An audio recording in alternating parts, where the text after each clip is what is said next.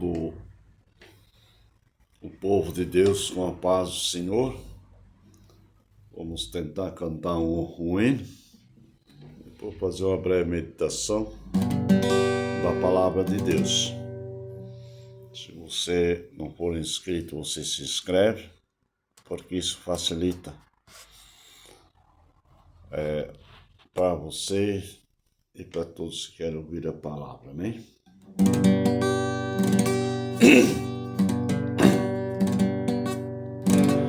A minha alma estava longe dos caminhos do céu. Eu era pobre, desprezível, pecador, mas Jesus já transformou minhas trevas em luz, quando estendeu as suas mãos para mim. Quando Jesus estendeu as suas mãos, quando estendeu as suas mãos para mim,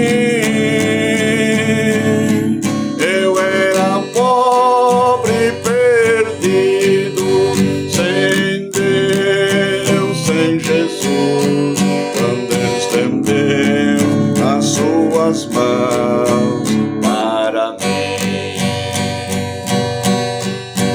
Agora me regozijo desde que eu o aceitei.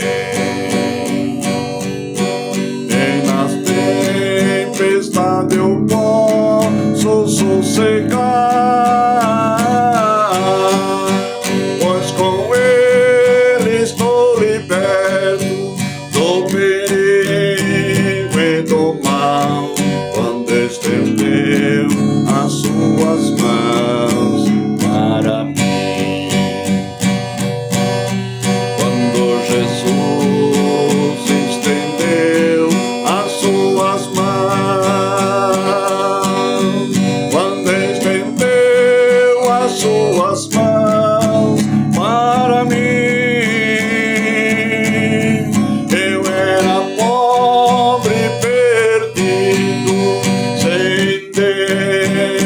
Jesus, quando estendeu as suas mãos para mim.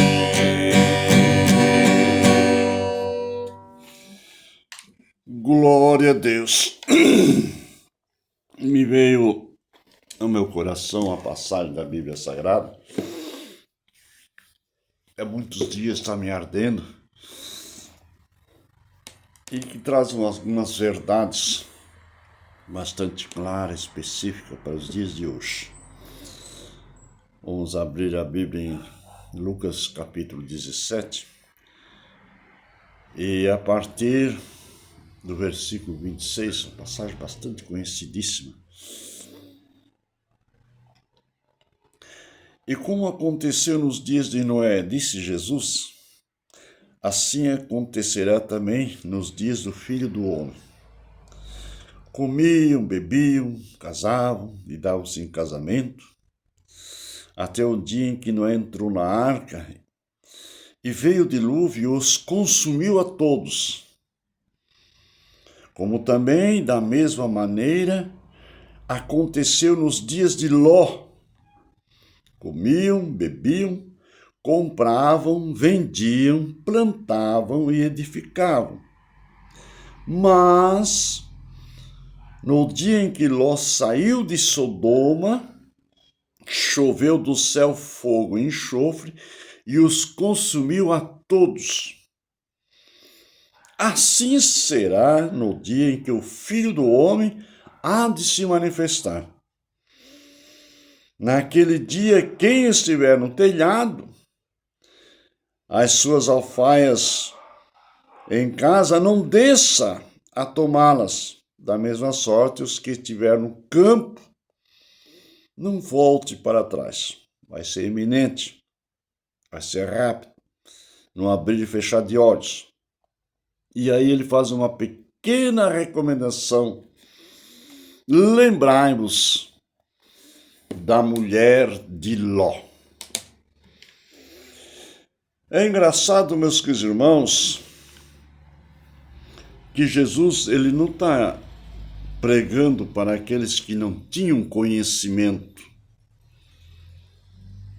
Ele não está trazendo uma mensagem de cura e libertação, mas ele está trazendo uma mensagem de exortação.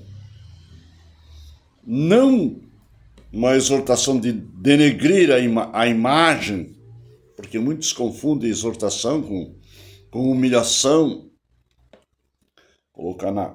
Não, ele está exortando, que está abrindo os olhos daqueles pelas quais não estavam entendendo muito bem o projeto, os desígnios de Deus. Porque ele estava ensinando, falando para os fariseus, que eram os doutores da lei da época, os guardiões do Antigo Testamento, aqueles que preservavam a chamada sã doutrina, com seus rituais, com seus dízimos, suas ofertas, com seus sábados, com a sua jornada de trabalho. E final, tudo que aquilo que era a moldura de um varão perfeito, parece que estava concentrado naquela elite religiosa chamada os fariseus. E hoje não há muita diferença entre o santo e o profano.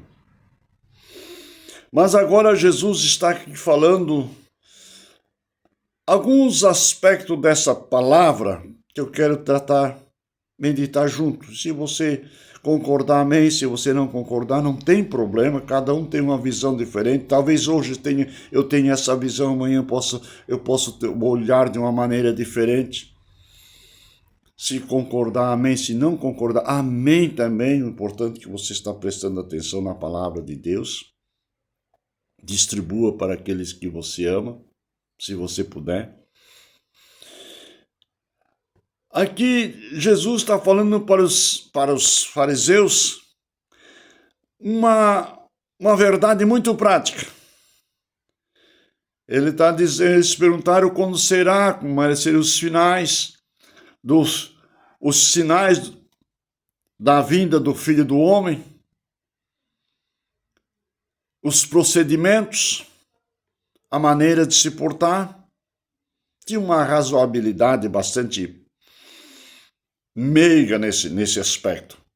E agora Jesus começou a falar de duas situações bastante específicas. Assim como foi nos dias de Noé, comiam, bebiam, casavam, se davam de casamento, até o dia em que Noé entrou na arca. E aí veio o dilúvio e os consumiu a todos. Aqui Jesus está falando, também depois falou dos dias de Ló, mas vou entrar mais na frente, de um livre arbítrio, pelas quais os homens tinham a liberdade de fazer aquilo que queriam fazer. Ainda que dentro dos princípios religiosos do Pentateuco, da Torá, dos 613 mandamentos, que era distribuído entre a lei moral, cerimonial e penal, existia e ainda existe a questão do livre-arbítrio,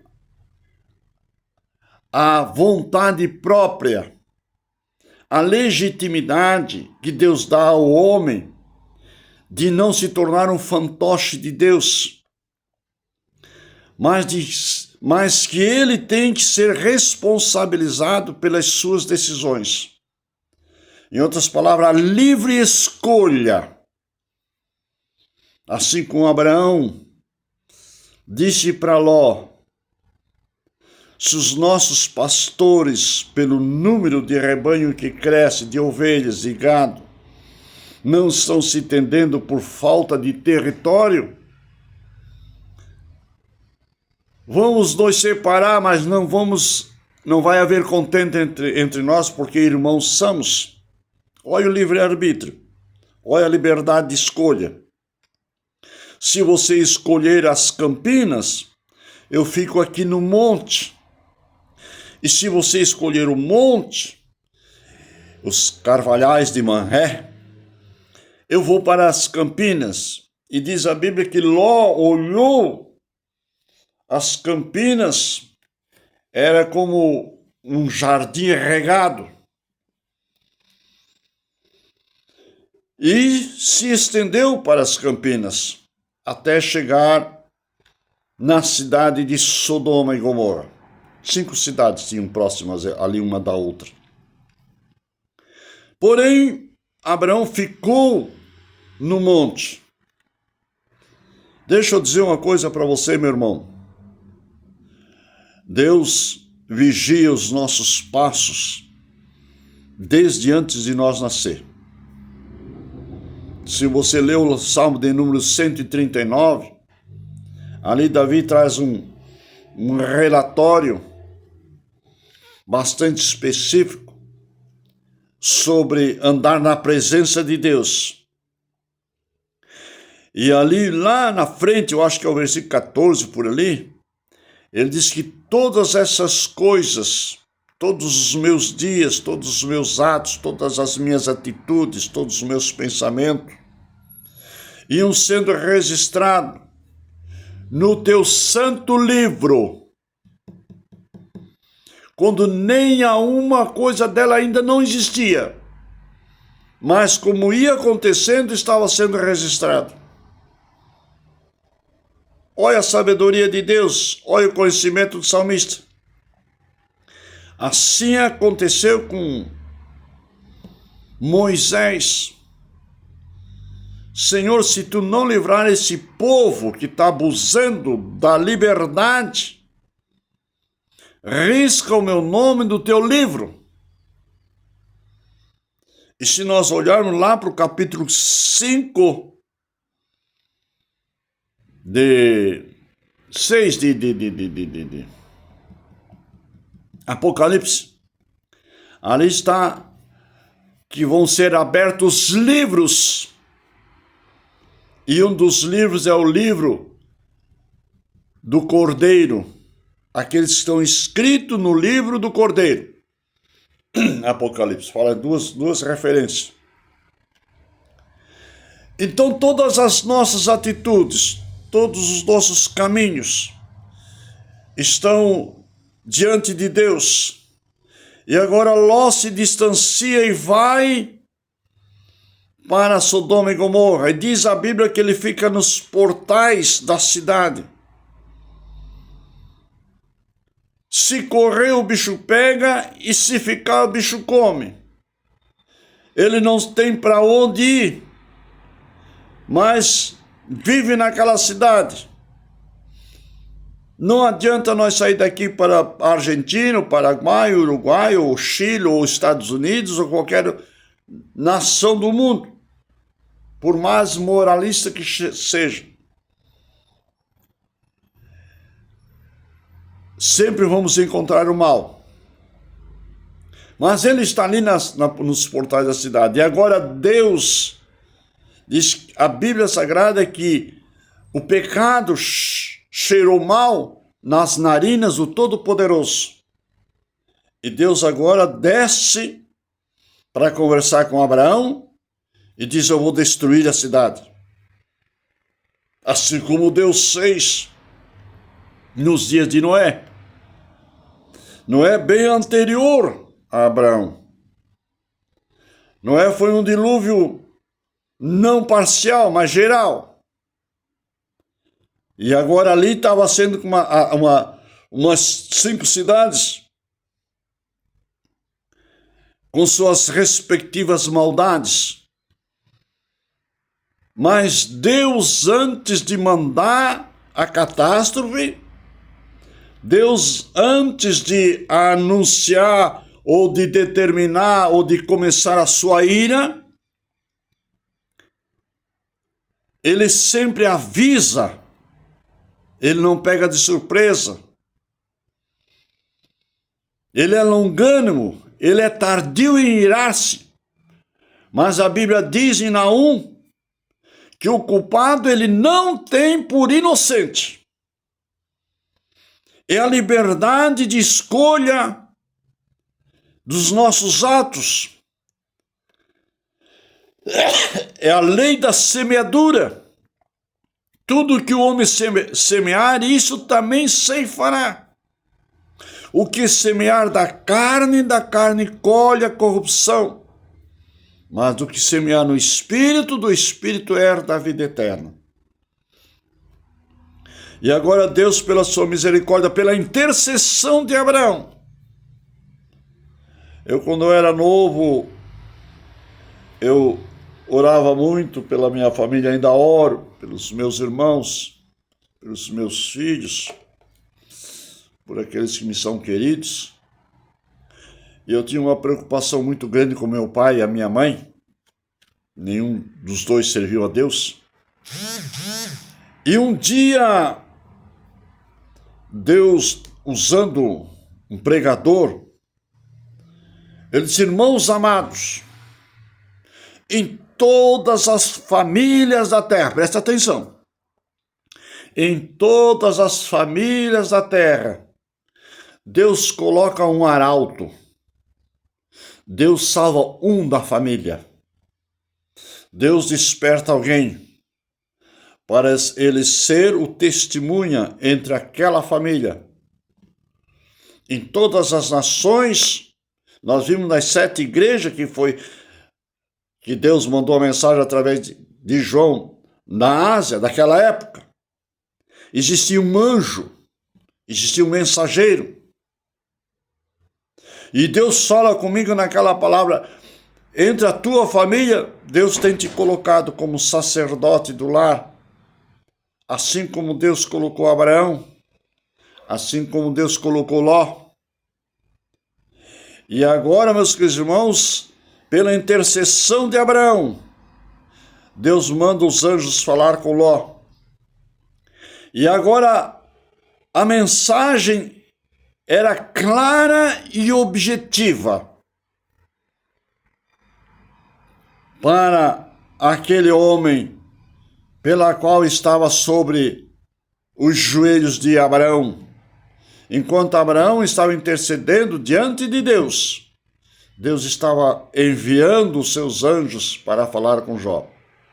Olha o segredo da oração, olha o segredo da comunhão com Deus, olha o segredo da intimidade com o Pai Celestial. Por isso nunca devemos deixar de orar pelos nossos irmãos, por aqueles pelas quais arde uma chama, a sede de salvação, porque todos nós somos vítimas de uma sociedade podre. E agora os anjos chegam ali na casa de Ló, Ló hospeda eles, vêm os sodomitas da cidade, querem forçar a coabitar com aqueles varões. Ló oferece as suas próprias filhas como sacrifício vivo. Use, abuse, faça dela como quer, mas não toque nesses escolhidos. Eu sou o anfitrião, eu sou o que estou dando o meu lar como abrigo para esses homens. Mas eles forçaram a porta e os anjos estenderam as mãos e eles foram tomados de cegueira. Agora eles estavam cegos literalmente falando. Antes estavam cegos espiritualmente. E agora literalmente. E os anjos mostram o propósito de Deus e diz para Ló: levanta-te. Quer dizer, te arruma depressa. Não te demores. Reúne a sua família. a sua esposa, seus genros. Diz a Bíblia que os seus genros duvidaram de Ló. Não importa se estão aceitando a minha palavra ou não estão aceitando a minha mensagem, mas o importante é que eu estou crendo naquilo que vem de Deus para a minha vida. A orientação divina dentro da minha mente, dentro do meu coração, nos meus ouvidos. Eu estou enxergando, os meus olhos estão vendo que alguma coisa não está correta com este mundo pecaminoso. E agora a voz de Deus chega para eles e diz: escapa-te pela tua vida. Não pares na caminhada. Fuja para o monte e não olhes para trás. A Bíblia diz que a vereda do justo é como a luz da aurora que vai brilhando mais e mais até se tornar dia perfeito. É o andar para frente, é o seguir o seu objetivo, o seu propósito, não perdendo a comunhão com Deus, não tapando os ouvidos para aquilo que está acontecendo no mundo.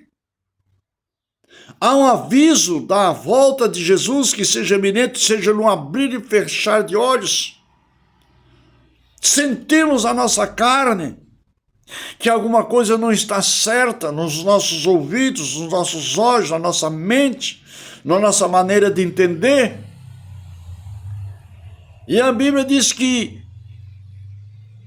o justo viverá pela fé, mas ele não pode recuar, porque se ele recuar, minha alma não tem prazer nele. A Bíblia também diz que aquele que coloca a mão no arado e olha para trás não é apto para o reino de Deus. Então Deus nos chama para prosseguir na nossa caminhada. Elias olhou para as dificuldades diante de uma mulher, de uma pecadora, de uma Jezabel, e fugiu, viajou, cansou, parou, deitou, dormiu, mas o anjo de Deus veio e despertou Elias. Está aqui água, está aqui pão, come e bebe, porque longa será a tua caminhada. E Elias estava olhando para trás, comeu, bebeu e dormiu de novo. Como Deus é misericordioso, mas o anjo tocou novamente pela segunda vez: come e bebe, porque muito longo será a tua caminhada. E Elias comeu e bebeu com a força daquela comida, ainda caminhou 40 dias, mas se escondeu numa caverna. E Deus, pela sua misericórdia, vai em encontro dele novamente. A insistência de Deus. O propósito de Deus, talvez, meu querido irmão, você esteja olhando para trás. Não olhe para trás. Não pare na tua caminhada. Hebreus no capítulo 12, versículo 12, portanto, tornai a levantar as mãos cansadas e os joelhos desconjuntados, e fazeis vereda direita para os vossos pés, para que o que manqueja não se desvie inteiramente, antes seja sarado. Aí vem a segunda recomendação: seguir a paz com todos e a santificação, sem a qual ninguém o verá o Senhor. E tendo cuidado de que ninguém se prive da graça de Deus, assim como fez Esaú, que por um manjar vendeu o seu direito de primogenitura, e depois ainda que com lágrima buscou, mas não teve mais oportunidade. Deus não está nos dando a oportunidade de prosseguir para frente. Aquele que em vós começou a boa obra vos há de aperfeiçoar até aquele último dia. Ele nos chamou, ele nos escolheu, ele trabalhou em nossa vida Mas por que razão aquela mulher, quando Jesus disse, ele diz aqui, lembrai-vos da mulher de Ló. Por que razão ela parou? Será que era o passado? Ou será que era o presente? O ouvir? O que estava amarrando aquilo num objeto? Na família? Nos parentes? Nos vizinhos? Nas amizades? Sair da zona de conforto? Talvez de um lar? De uma amizade? Ir para um lugar estranho, na cidade, num vilarejo chamado Zoar, numa campina, ou no monte, olhando para trás. Deus disse para Abraão, sai do meio da tua terra, do meio da tua parentela, da casa do teu pai, e vai para o lugar em que eu te mostrarei. Por causa disso, o justo é justificado pela fé. Nós temos que abrir mão. A nossa liberdade de escolha nos faz, muitas vezes, pagar um preço muito caro. Olhou para trás. Parou na caminhada. Sansão olhou para trás. Parou na caminhada. Se deu a vontade da carne. Olhou e viu beleza em algo que não era direito seu, concupiscência da carne, concupiscência dos olhos, soberba da vida, porque era forte, era valente. Mas essa vez Deus vai me libertar, e pagou um preço caro, sofreu na mão dos inimigos. O diabo não veio senão para matar, roubar e destruir, mas Jesus disse, eu vim para que tenhas vida e vida com abundância. Portanto, meu querido irmão, não olhe para trás. O passado foi. O presente é teu agora, hoje. O futuro Deus proverá. Há duas atitudes nos dois homens que estavam lá de Jesus na cruz do Calvário. Um, meu querido irmão, julgou Jesus. Ah, se tu és filho de Deus, sai daí. Salva a ti mesmo e nós também. Mas outro disse, homem, tu nem sabe o que estás falando. Nós pagamos os nossos atos por aquilo que nós fizemos. Reconheceu a sua pequenez, as suas atitudes. Mas olhou para Jesus e olhou para o futuro. E disse, lembra-te de mim, Senhor, quando entrar no teu reino. Qual foi a resposta de Jesus? Hoje mesmo estarás comigo no paraíso. É hoje, se ouvires a voz do Espírito Santo, não endureçais o vosso coração como fizeram os israelitas do deserto, que pereceram e não entraram na terra prometida, porque olharam para trás para os melões, para as melancias, para as benezes, ainda que eram escravos. Mas ser escravo da carne, ser escravo das coisas materiais, é muito diferente do que ser um servo de Jesus Cristo. Que Deus abençoe, meu querido irmão. Lembra-te, lembrai-vos da mulher de Ló. Não pare. Por razão nenhuma. Estás triste? Conte para Jesus. Te aproxega diante do teu pastor, fala a verdade com ele. Diante de Deus.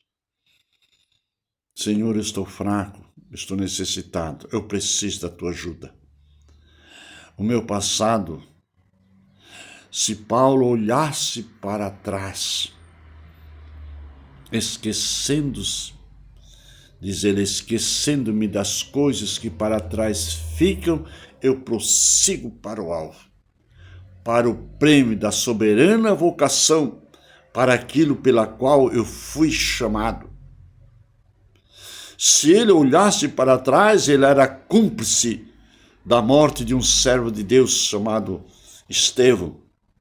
Ele pegou as vestes ensanguentadas de Estevão, morto a pedrada, para apedrejamento, e apresentou ao chefe do sumo sacerdote, porque ele era membro do Sinédrio, como um troféu, como um triunfo da morte de um inocente.